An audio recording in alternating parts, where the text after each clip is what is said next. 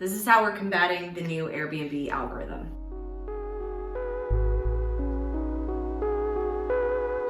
So Airbnb just rolled out their brand new website basically and just kind of threw a lot of hosts and superhosts for a loop. Am I right? We noticed that on the insights part of Airbnb, our traffic went way down comparatively to the last 4 months. Previous months, and that's because of the new Airbnb rollout. So if you are struggling like we are, here are the things we're doing to try and be on the algorithm's good side.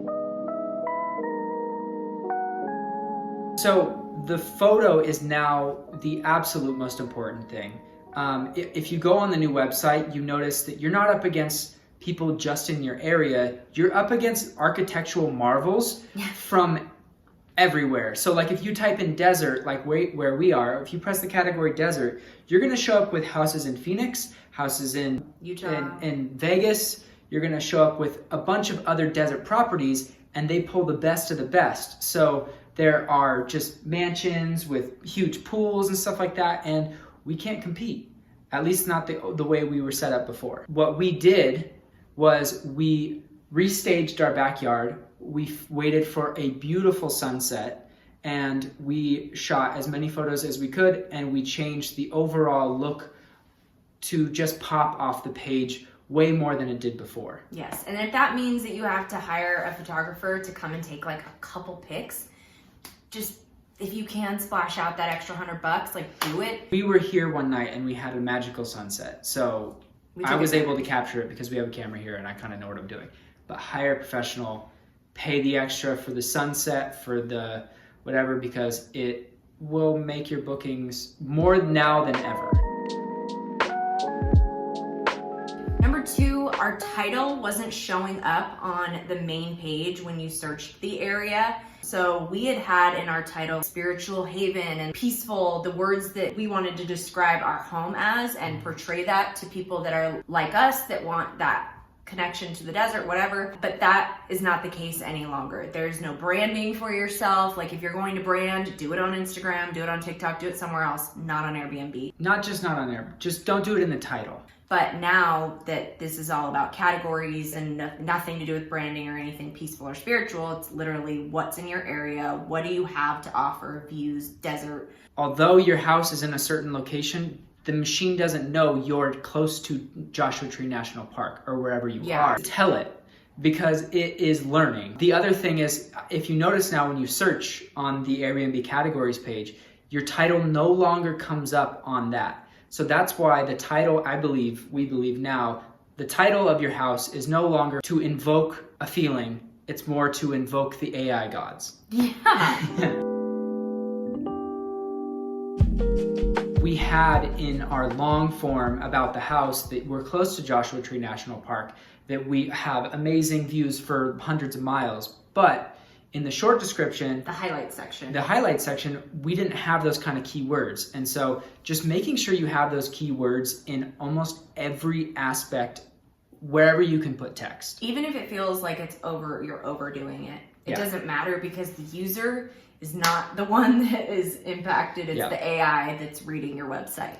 And also anything that's unique about your property, A-frame, if you have a spaceship, if you have, just anything unique about your property, make sure it's almost in everywhere you can put text. Next are the photo captions. So we have made sure that under every single photo, we have a description, very descriptive words of what each thing is. So we have a cowboy pool, we write that out, cowboy stock tank pool. Like just tell the computer what's in each photo. Exactly. Yeah, if this is a photo of an amazing sunset view, tell it near Joshua Tree National Park. That's what we have done. Yeah, and under every single photo. I don't care if you have 50 photos, every single caption better have something, because what we've realized is the AI takes, is this later in your thing or is this? Okay. Yeah, we'll get to the later. We'll get to this.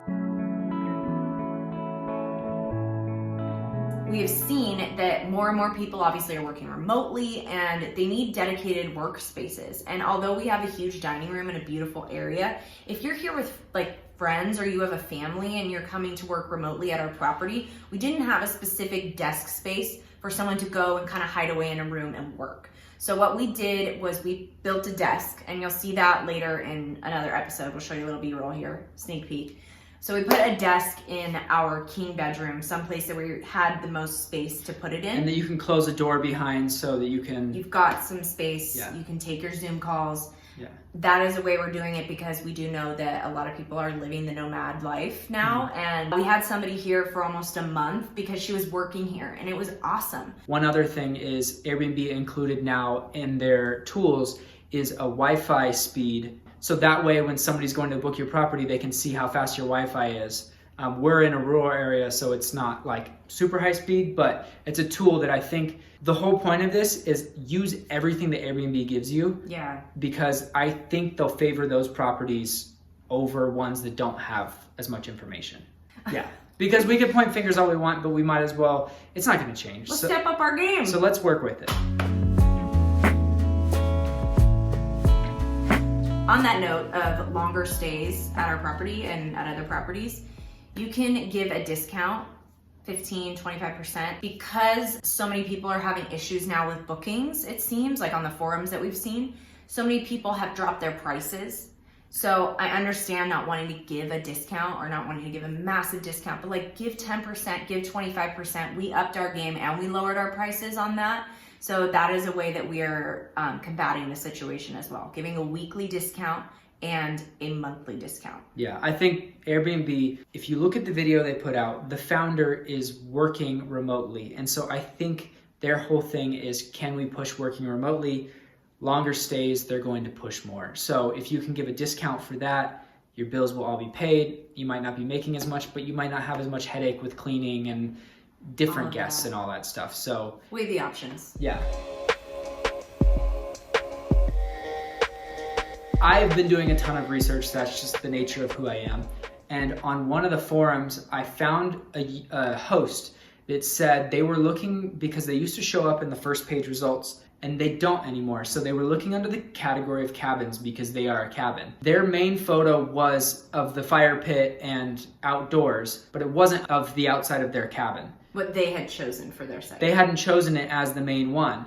And on page 3 to 5, they saw it, but Airbnb pulled a photo from like 40 down. It was like one of their last photos, and used it as the main one under the category of cabins. So my theory is that they're using machine learning to analyze the photos. Mm-hmm. So if you say that you are an A-frame, have your main photo be an A-frame. Be an A-frame. Even if you have a beautiful backyard, they are grabbing those photos of the house. There's probably a lot more implications of that machine learning, scanning photos and stuff like that. So let us know down in the comments below if you can think of any other ways it might benefit, hurt, I don't know. Also, if you guys have found tips, please let us know.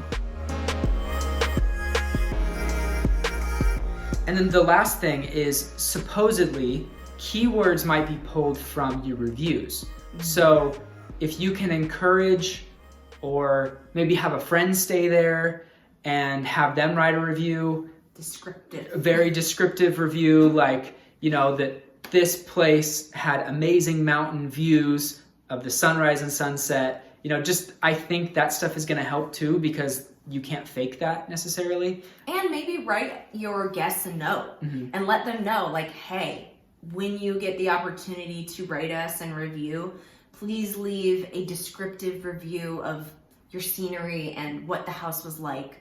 You know, it really helps us out. Yeah. If there's any way to kind of get your guests involved in that, if they had a wonderful experience, please share. Yeah. And if you didn't, sorry, please hide. Yeah. Please hide that information. No, I'm just kidding.